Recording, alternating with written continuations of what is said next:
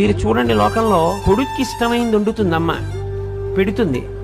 వాడు మళ్ళీ మారు అడగలేదు అనుకోండి, ఏం తెగులు, ఇంత కష్టపడి ఉండేది ఎందుకు వేసుకోవు అందో. ఏనన్నా బాగులేదా, ఏమన్నా తేడాయా, ఇవాళ బాగా రాలేదా, ఏమన్నా తప్పు చేశానా, ఎంత బాధపడిపోతుందండి. వీడు రెండో మాట వాడు వేసుకు తినలేదని, నువ్వు తినలేదే, ఏం తినొచ్చావా ఏమన్నా అని ముందు అందో. ఎరా రెండో మాట వేసుకోలేదు, బాగులేదా ఇవాళ అంటే. అది అమ్మ. అందుకే అమ్మ సౌందర్య లహరి.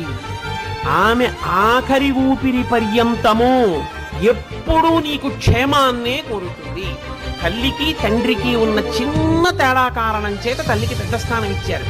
తండ్రి సమానం, నేను తక్కువ కాదని కానీ, తండ్రి పనికి మాలిన వాడని కానీ, తల్లితో సమానుడు కాదని కానీ నేను ఎక్కడా మాట్లాడటం లేదని మీరు గుర్తుపెట్టుకోవచ్చు.